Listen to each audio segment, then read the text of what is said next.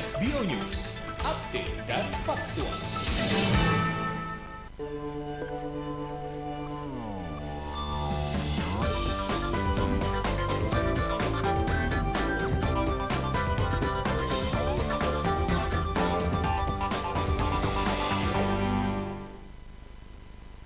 Shalom pemirsa SBO yang dikasihi oleh Tuhan. Hari ini adalah hari pertama di bulan Juli. Kita memasuki bulan yang baru. Kita sudah menjalani 6 bulan yang sudah kita jalani dan kita memasuki bulan yang ke-7 hari ini. Saya tahu 6 bulan sudah berlalu dalam penyertaan Tuhan.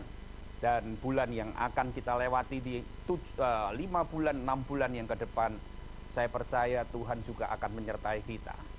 Hari ini saya akan menyampaikan sedikit pesan dari firman Tuhan tentang bagaimana kita mengucap syukur dalam segala keadaan.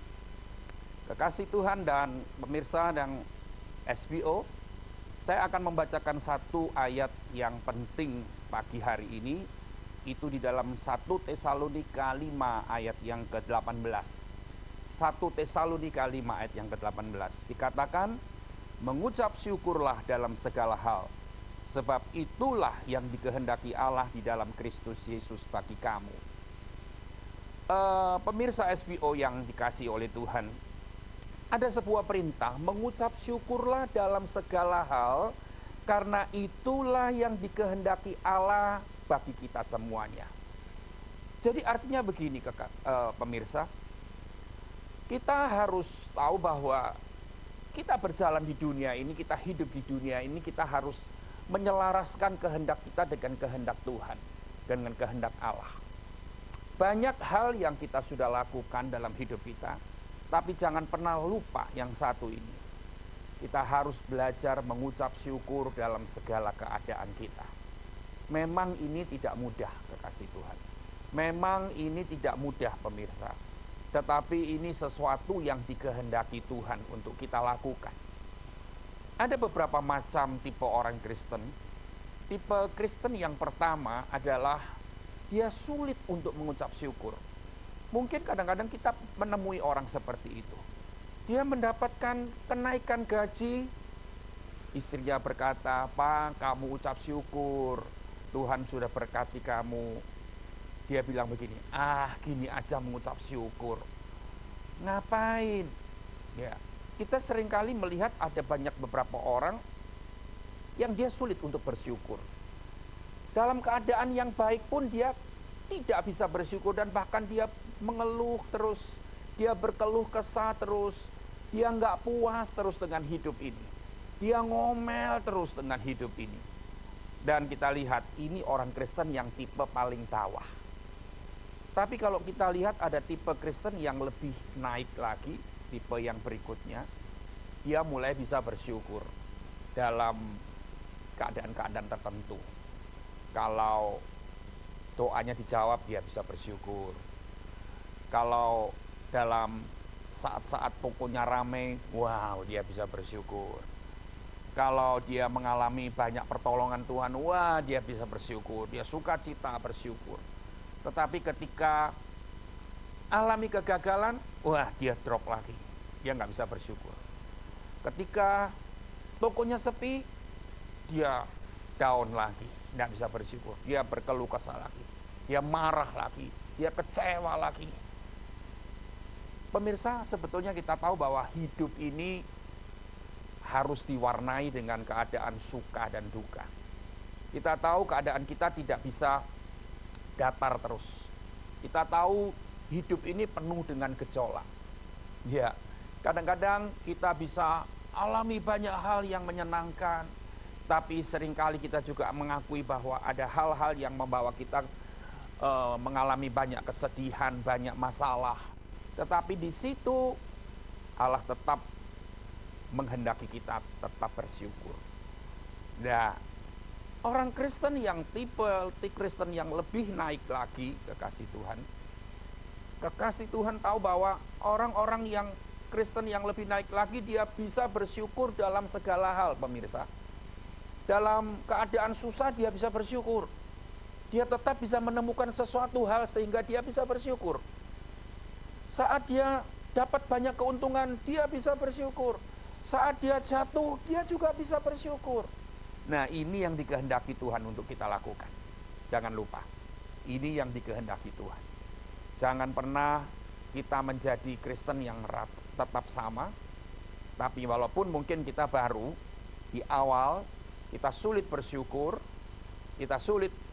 kita penuh dengan pengomelan, kita penuh dengan keluh kesah, kita tidak puas dengan hidup ini, kita selalu mengeluh, tetapi kita harus tahu, kita harus meningkat. Sampai akhirnya setelah kita menemukan beberapa hal yang menyenangkan, kita bisa bersyukur. Dan akhirnya kita akan mengalami peningkatan yang lebih lagi di semua keadaan kita. Di segala hal kita bisa bersyukur. Itulah yang dikehendaki Tuhan untuk kita lakukan. Kita akan teruskan di segmen berikutnya.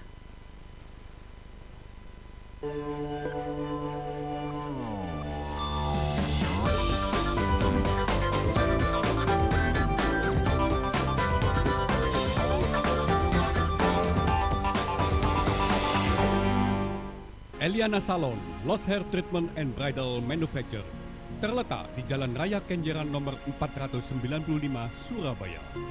Eliana Salon, sebuah pusat perawatan rambut yang sudah berpengalaman selama 50 tahun.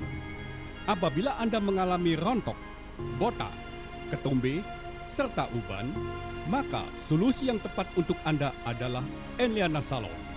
Eliana Salon, keberhasilannya sudah tidak diragukan lagi.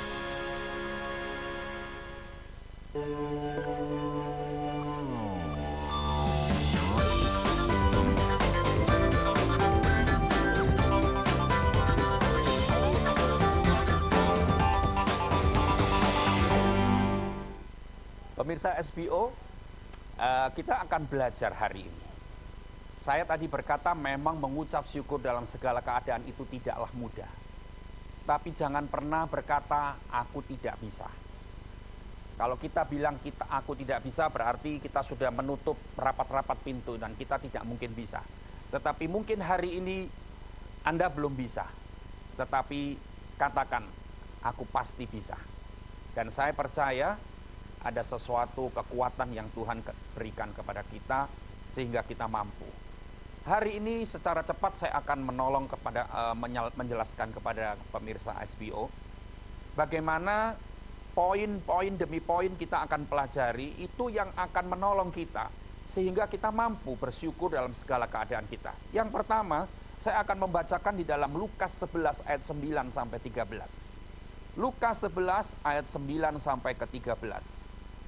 Dikatakan, oleh karena itu aku berkata kepadamu, mintalah maka akan diberikan kepadamu, carilah maka kamu akan mendapat, ketoklah maka pintu akan dibukakan bagimu. Karena setiap orang yang meminta menerima, dan setiap orang yang mencari mendapat, dan setiap orang yang mengetok baginya pintu dibukakan. Bapa manakah di antara kamu, jika anaknya minta ikan daripadanya akan memberikan ular kepadanya? Jika anaknya minta ikan daripadanya akan memberikan ular kepada anaknya itu ganti ikan? Atau jika ia minta telur akan memberikan kepadanya kala jengking. Ayat yang terakhir 13. Jadi jika kamu yang jahat tahu memberi pemberian yang baik kepada anak-anakmu, apalagi Bapamu yang di surga. Kekasih Tuhan, pemirsa SBO, kita hari ini sudah membaca. Saya sudah membaca. Di sini dikatakan Bapa di dunia aja yang jahat tahu memberi pemberian yang baik kepada anaknya. Tidak mungkin Bapak di dunia kasih ular. Tidak mungkin Bapak di dunia kasih kalajengking. Saya punya sebuah kejadian dengan Bapak saya di dunia. Bapak saya jauh dari ideal di dunia ini. Dia orangnya kaku, pemirsa. Dia orangnya pendiam. Dari kecil saya tidak pernah ngerasain saya digendong, saya dipeluk, saya nggak pernah alami seperti itu. Layaknya anak kecil lainnya. Sehingga saya besar, saya cuma dekat dengan ibu saya. Tetapi luar biasa. Ketika saya umur 20 tahun, tiba-tiba papa saya melakukan sesuatu di luar tahu saya. Hidup kami miskin, pemirsa. Hidup kami waktu saya kecil, saya hidup di dalam kemiskinan, kekurangan. Tapi tiba-tiba ayah saya, bapak saya, saat saya umur 20 tahun, dia mulai tabung uang sedikit demi sedikit setiap bulan. Dia tabung uang sedikit demi sedikit setiap bulan. Untuk apa? Dia mungkin tahu bahwa satu-satunya anak lakinya akan segera menikah, tidak tahu umur berapa. Saya waktu itu umur 20. Tapi dia sudah menyiapkan sedikit demi sedikit. Saya nggak tahu apa-apa, tiba-tiba ketika saya sudah mau menikah di usia yang ke-28, tiba-tiba mertua saya berkata bahwa ketika nanti kamu menikah, kamu nggak usah keluar apa-apa, semua kami yang membiayai. Tapi ternyata bapak saya bilang begini, nggak, kita keluar uang 50-50, 50-50%, 50%. Saat itu saya mendengar, saya kaget. Boleh mana papa saya uang 50% untuk biaya pernikahan. Tetapi ternyata ketika saya tanya kepada ibu saya, ternyata ibu saya menjawab, saat kamu umur 20 tahun, papamu sudah menabung uang sedikit demi sedikit untuk hari pernikahanmu, tidak tahu itu kapan. Dan ternyata saya menikah di usia ke-28. Pemirsa SBO yang saya kasihi, itulah bapak saya di dunia, yang jauh dari sempurna, tapi dia tahu memberi pemberian yang baik. Kalau hari ini mungkin pemirsa berkata, kalau bapak yang di surga baik, kenapa aku dikasih masalah ini? Kenapa aku dikasih kegagalan ini? Pemirsa, kita tahu bahwa sebetulnya Tuhan memberikan kepada kita isinya isi yang terbaik untuk kita. Tapi mungkin dibungkus dengan masalah, dibungkus dengan hal yang menyakitkan seolah-olah. Tapi ingat, dia bilang, jadi jika kamu yang jahat tahu memberi pemberian yang baik kepada anakmu, apalagi Bapamu yang di surga. Jadi poin yang pertama kita harus tahu, dia katakan aku Bapamu. Kalau dia Bapak kita berarti kita statusnya apa? Kita statusnya anak dari Bapak kita di surga. Jadi nggak usah khawatir. Kadang kita ngalami masalah, kegagalan, itu cuma bungkusannya saja. Padahal isi yang di dalam itu adalah isi yang terbaik untuk kita. Isi yang terindah untuk kita. Isi yang mulia untuk kita. Hanya dibungkus dengan kegagalan. Hanya dibungkus dengan penyakit. Hanya dibungkus dengan masalah. Tapi sebetulnya isi yang di dalam itu isi yang paling baik untuk kita. Karena apa? Karena status kita ini anak. Nggak mungkin Bapak yang di surga kasih kalajengking untuk kita anaknya. Nggak mungkin Bapak di surga yang baik kasih ular untuk kita anak-anaknya. Kalau Bapak saya di dunia aja, dia memberikan yang terbaik di masa-masa sulit kami dulu. Apalagi Bapak saya di surga. Dan ketahuilah, poin yang pertama ini, status kita anak di hadapan Bapak. Jangan pernah lupa, engkau bukan apa-apa lagi, tapi engkau anak. Dan seorang anak akan dipelihara oleh bapaknya. Seorang anak akan diberkati oleh bapaknya. Dipelihara dengan sangat bertanggung jawab, dia memelihara kita. Sebab itu jangan takut ketika masalah terjadi. Masalah terjadi, ingat, statusku ini anak yang akan memberi yang terbaik. Kita akan masuk di dalam segmen berikutnya dengan poin yang berikutnya. Tuhan Yesus memberkati.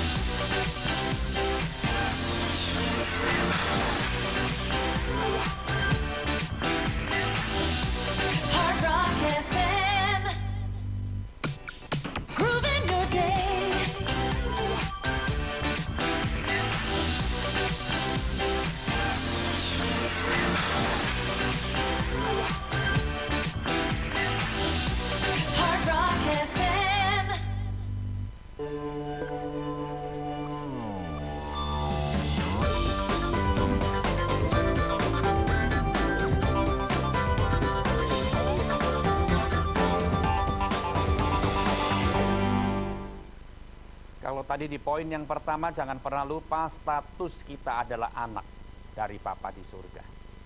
Sebab itu kalau engkau mengalami banyak kegagalan, kadang-kadang mengalami banyak masalah, ingat, aku ini anak dan dia Bapakku. Dia tidak pernah kasih yang tidak baik untuk kita. Di poin yang kedua, untuk menolong kita supaya kita bisa bersyukur dalam segala keadaan, kita akan lihat Yeremia 29 ayat yang ke-11. Yeremia 29 ayat 11 berkata begini, sebab aku ini mengetahui rancangan-rancangan apa yang ada padaku mengenai kamu. Demikianlah firman Tuhan, yaitu rancangan damai sejahtera dan bukan rancangan kecelakaan, untuk memberikan kepadamu hari depan yang penuh harapan. Pemirsa SBO yang saya kasihi, ada sebuah kejadian nyata di sebuah gereja. Di sebuah gereja ada seorang jemaat, dia seorang pria muda, baru berusia 20 tahun lebih, masih single, belum menikah, dan dia seorang yang sangat dikenal di gereja itu. Karena apa? Karena dia perawakannya tinggi, posturnya tinggi, dan yang alasan kenapa dia dikenal oleh semua jemaat di gereja itu karena dia setiap minggu ada 3 kali ibadah, dia selalu hadir di 3 kali ibadah itu, tidak pernah absen. Dia adalah seorang pemuda yang cinta Tuhan. Dia seorang pemuda yang berapi-api, bersemangat setiap minggu ke gereja 3 kali dalam 1 hari. Kalau dia di gereja selalu nyanyi dengan semangat, dia loncat-loncat karena dia sukacita sekali. Tapi pada satu hari, ketika dia pulang dari ibadah yang terakhir di minggu malam, dia keluar dari gereja, dia jalan di sebelah kiri di tepi jalan di trotoar.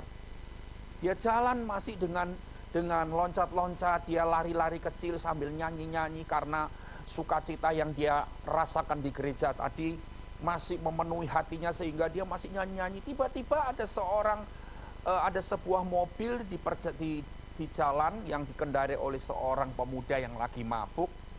Dengan keras itu mobil ini naik ke trotoar, singkat cerita nabrak anak laki-laki ini. Dan akhirnya anak laki-laki ini jatuh. Singkat cerita dokter mendiagnosa bahwa kaki kanannya adalah tulang kaki kanan itu bukan cuma patah, pemirsa, tetapi tulang kaki kanan itu remuk. Dan dokter bilang begini kepada ayah daripada anak laki-laki ini, Bapak, anak laki-lakimu tidak bisa disambung tulangnya karena tulangnya remuk. Satu-satunya jalan, tulang anakmu, kaki anakmu harus diamputasi, harus dipotong. Pemirsa, ketika mereka dengar, anak itu dengar bahwa harus dipotong, anak ini syok, ayahnya juga syok. Karena dia masih muda, masa depan masih panjang. Tiba-tiba anak ini merasa kecewa dengan Tuhan. Kenapa dia sudah jadi orang yang baik, benar, cinta Tuhan, bersemangat dengan Tuhan, tapi kenapa hasilnya begini? Dan mulai hari itu dia memutuskan tidak lagi mau ke gereja.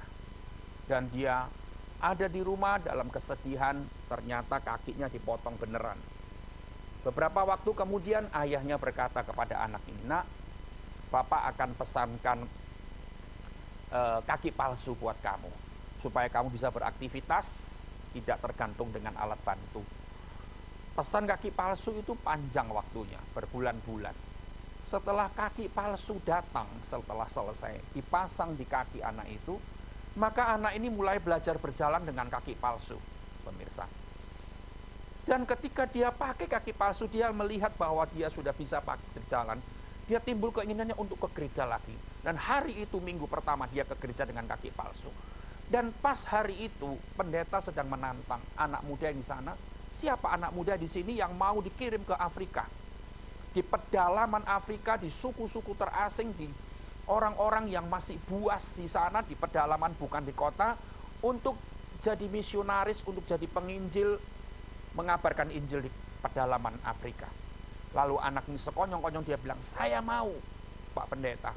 Lalu semua jemaat di gereja mendoakan dia. Singkat cerita, dia urus visa, dia urus izin tinggal dan sebagainya.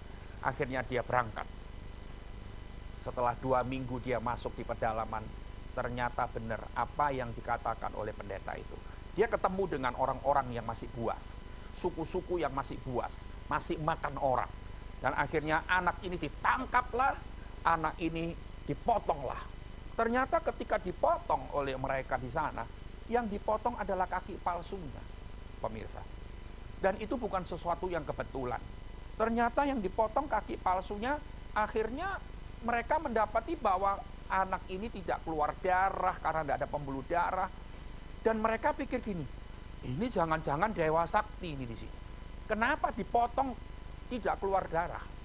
Padahal itu yang dipotong kaki palsu. Lalu mereka bilang, wah ini benar-benar Dewa Sakti, ini bukan manusia. Dan akhirnya ketika anak ini dengar bahwa dia dinamakan Dewa Sakti, dia mulai timbul keinginannya, wow, karena mereka di situ kalau ada Dewa Sakti mereka akan hargai benar-benar, akan hormati benar-benar. Dan dia bilang, hari ini mulai aku mengabarkan Injil tentang Kristus. Singkat cerita, dalam 2 bulan pedalaman semua itu mendengarkan Injil dari anak ini. Dan akhirnya mereka bertobat. Seluruh desa itu mendengar tentang Yesus Kristus dan mereka bertobat menerima Yesus. Luar biasa, pemirsa. Dan ketika dia melihat kenyataan seperti itu, dia bilang begini, aku dulu kecewa sama Tuhan, tetapi sekarang aku tahu bahwa ternyata rancangan yang Tuhan berikan adalah hari depan yang penuh harapan, rancangan damai sejahtera. Walaupun melalui kecelakaan, tapi Tuhan tetap memberikan rancangan penuh damai sejahtera. Saat itu dia berhasil di sana, dan kita tahu bahwa hal yang kedua yang kita tidak boleh lupa, saat engkau mengalami kegagalan, ingat, tetap ada rancangan damai sejahtera. Tetap ada hari depan yang penuh harapan. Sebab itu jangan kecewa. Kita akan tunggu lagi di segmen berikutnya, hal yang ketiga, hal yang terakhir. Tuhan berkati.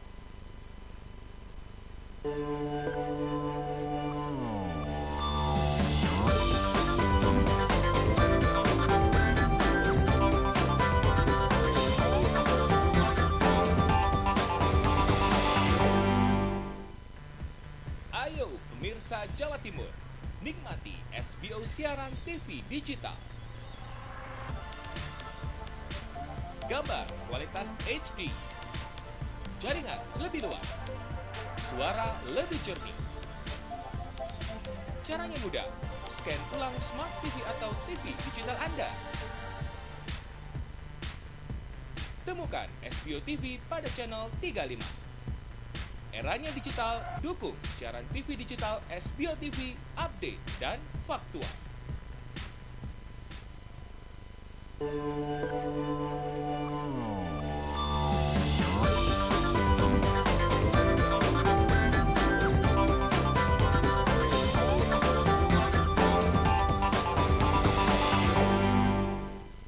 Pemirsa SBO yang saya kasihi, kita tiba di alasan yang ketiga, mengapa kita bisa bersyukur dalam segala keadaan. Satu ayat penting yang saya akan baca di dalam Roma 8 ayat 28 bagian A saja.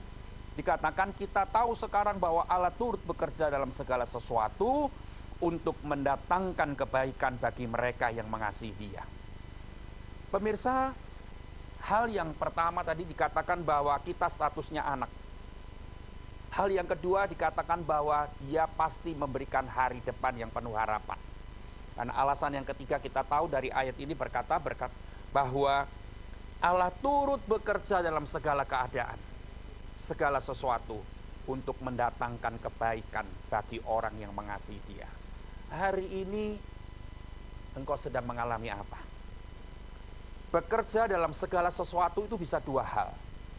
Hal yang enak, hal yang menyenangkan, ketika Tuhan buat mujizat, ketika Tuhan buat kesembuhan-kesembuhan dalam penyakitmu, ketika keuanganmu diberkati, itu hal yang menyenangkan. Jangan pernah lupa, di situ Tuhan lagi bekerja untuk mendatangkan kebaikan.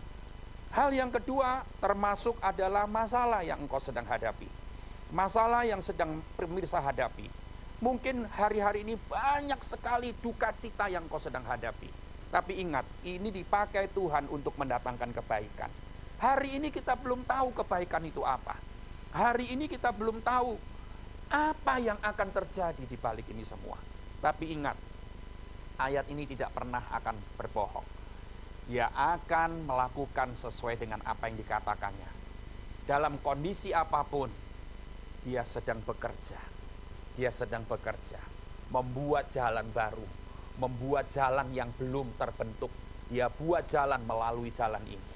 Dan akhirnya kita lihat, ada kebaikan-kebaikan yang kita terima. Luar biasa. Jangan pernah lupa 3 hal yang membuat kita bisa bersuka cita dan bersyukur. Yang pertama, status kita ini anak.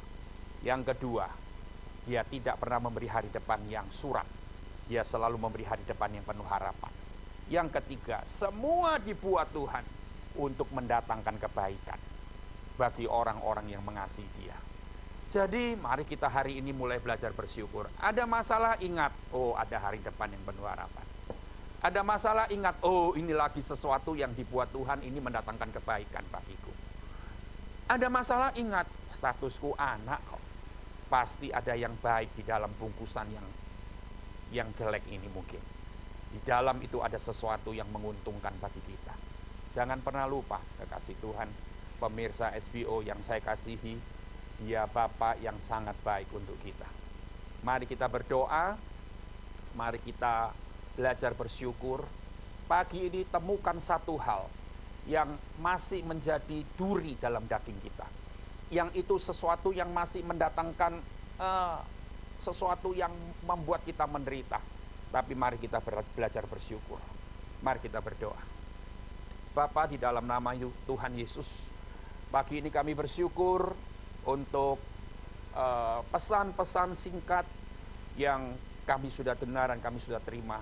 Kami percaya Tuhan, Engkau Bapa yang mengasihi kami, status kami anak, dan Engkau tidak pernah memberi ular atau kalajengking. Dan hari ini kami berdoa untuk semua pemirsa SBO, yang justru hari-hari ini mereka menghadapi sebuah masalah-masalah yang berat. Itu seolah-olah menjadi duri dalam daging kami. Tuhan, sesuatu yang masih membuat kami merasakan sakit di bagian tubuh kami. Tetapi kami percaya, Tuhan tetap mempunyai masa depan yang penuh harapan. Kami bersyukur, kami tidak pernah kecewa, kami tidak pernah putus asa, kami tidak pernah tawar hati, karena Engkau Bapa yang baik, selalu menyediakan yang terbaik untuk kami anak-anak-Mu. Terima kasih, kuatkan hati mereka Tuhan. Kuatkan semua pemirsa SBO, biar kami sungguh belajar bersyukur dalam segala keadaan kami. Karena itulah yang dikehendaki Tuhan bagi kami semuanya. Terima kasih Bapa, terima kasih. Dan kami percaya pesan firman-Mu pagi hari ini menjadi berkat bagi kami semuanya. Di dalam nama Yesus, berkat-Mu dicurahkan untuk semua pemirsa SBO dimanapun mereka berada. Hari ini mereka mendapatkan kekuatan sehingga mereka bisa bersyukur dan mereka akan mendapatkan jalan keluar. Berkat berlimpah, kebahagiaan di dalam rumah tangga, berkat di dalam keuangan mereka, kesembuhan di dalam penyakit mereka. Dalam nama Yesus, haleluya. Amin. Pemirsa SBO, saya pamit undur dan kita bertemu kembali di lain kesempatan. Tuhan Yesus memberkati.